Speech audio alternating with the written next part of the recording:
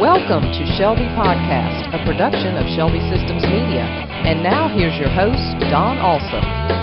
Michael Hyatt is a best-selling author, popular blogger, and the chairman of Thomas Nelson Publishers, the largest Christian publishing company in the world. This summer, Mr. Hyatt will be the keynote speaker for International Shelby Conference 2012 in Memphis, Tennessee. Michael, thanks for joining us today from Nashville, Tennessee. Why don't you start off by telling us a little bit about your background and how you ended up working with Thomas Nelson Publishers? Thanks, Don. It's good to be with you. I spent my entire career, about 30 years, in publishing. And I started when I was a student at Baylor University. I really intended to go on to seminary, but I got involved in this publishing company called Word Publishing, which was later acquired by Thomas Nelson. But I started in sales. I went through marketing and then ended up an editor. And in 1984, I moved to Tennessee, to Nashville, to become part of Thomas Nelson. And I only lasted 2 years on that first go-around, and then I went off and started my own company. Ended up being a literary agent, wrote 4 books, and then I came back to Thomas Nelson in 1998 as a VP of marketing, and eventually worked my way through till I was the CEO of Thomas Nelson, where I served for 6 years, stepped aside from that in April, and I'm currently the chairman of Thomas Nelson. So how did you first become interested in publishing books, Michael? Were you always an avid reader? You know, I really have. I think when I became a Christian when I was 18 years old, I developed this unbelievable appetite for learning, because for starters, I didn't know anything. I wasn't raised in a Christian home, and I just really wanted to learn as much as I could. And so I just started reading like crazy. And I noticed in the first couple of years of college that my life was really kind of punctuated by the books I read and the conferences that I attended. And I thought, boy, if I could ever be involved in publishing books that would change people's lives and shape the course of history, I mean, it was a big dream. I thought that would be just awesome. And so that gave me just a real love for reading and for publishing. And then when I got an opportunity to go to work at Word in the Christian publishing business, I thought, this is the dream. This is the most I could ever hope for. And it's been a very, very good career. For those few people who may not be familiar with Thomas Nelson Publishing, why don't you explain what you were trying to accomplish and what well-known authors that you publish there? Really, the goal of Thomas Nelson is to inspire the world with the gospel and to really reach men and women for Jesus Christ and to make an impact on the world. Some of the best-selling authors we have would be people like John Eldredge and John Maxwell, Dave Ramsey. We've currently got a book on the New York Times bestseller list, which has been up there almost a year, called Heaven is for Real, written by a young boy who had an experience of heaven. So really just a broad diversity. Reference books, Bibles. We're the world's largest Bible publisher today, largest publisher of the King James Version, but also the New King James Version. But we've got a little bit of everything. And we also own the Women of Faith live events. So those conferences, 30 of them a year, are all produced by Thomas Nelson. Your blog, michaelhyatt.com, is ranked by Google in the top 0.5% of all blogs on the internet, with almost 250,000 visitors per month. What kind of subjects are you writing about on your site, Michael? Well, I cover a handful of subjects. I talk about leadership a lot. I talk about social media. I talk about productivity. I talk about publishing. And then I have a category called miscellany, which means everything that won't fit in the other 4 categories. But I just really mostly just talk about what I'm learning and what's important to me. And as I said to somebody the other day, I just really preach it myself, and other people are welcome to listen in if they want to. Can you think of an article that you wrote about on your blog that got a lot of reaction from your readers? You know, I get an amazing amount of reaction and conversation about a diverse group of topics. Like I wrote a post a while back called Creating a Personal Life Plan. That's probably got more traffic than anything I've ever written.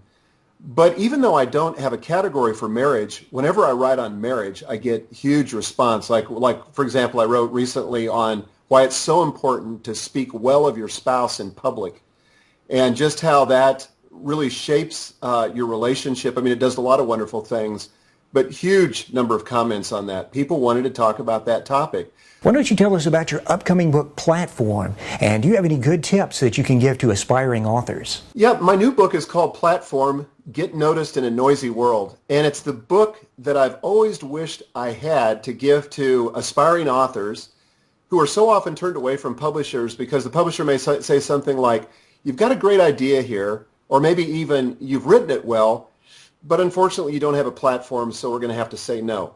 And so this is designed to help somebody build a platform from the ground up, something I've done myself with my own blog and with my Twitter presence. And the great news is it's never been easier than now. You don't have to own a TV station. You don't have to get a radio show. You don't have to get newspaper coverage. You can take command of all that. The tools are available. I'm not saying it's easy, but it's easier than ever been before. The biggest tip I could give to writers who are aspiring to get published is write.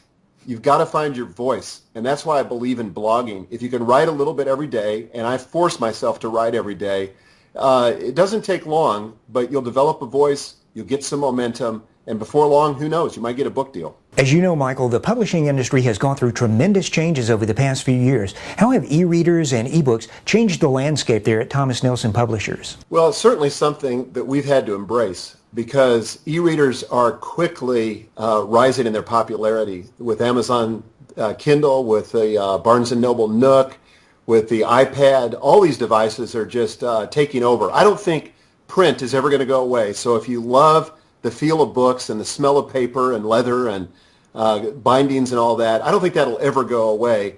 But I can tell you that digital publishing is going to become more and more prominent, which is something we've desired for a long time because reading shapes people's thinking. And if you want to shape culture, if you really want to have an impact, especially for the gospel, if you can do it through books and through reading, I just think it's a tremendous thing. Michael, what would you say is the most important lesson that you have learned during your many years of experience in the publishing business? You know, if I had to identify one key to my success, so-called success, I would say it's this: responsiveness. I don't know about you, but it drives me crazy when I send an email to someone and they either don't respond or it takes them days to respond. When you respond quickly and you're responsive, you can really stand out from the competition. And so I just kind of made it my practice to do it now. In fact, I teach a whole methodology of processing email that I got from David Allen, who wrote a book called Getting Things Done. He says if you can do it in 2 minutes or less, do it. And I try to do that when I'm going through my email messages. If I can possibly do it now, I just do it because it makes me look responsive, but more importantly, it really helps other people get their tasks done. I don't want it to bottleneck at me. I don't want people to be waiting for me. I want to be responsive so that people can get on with their work. So if I had to distill it to one thing, I think it's that, responsiveness. What subjects do you plan to address as keynote speaker at this year's International Shelby Conference on Thursday, June the 14th? Can you give us a short summary of the topics that you plan to cover? Yeah, I'm going to be talking about in the keynote the importance of the leader's heart. And I got to tell you, I am really, really passionate about this topic. And I'm going to talk about in this keynote, how do you know if your heart's open? How do you know if it's closed?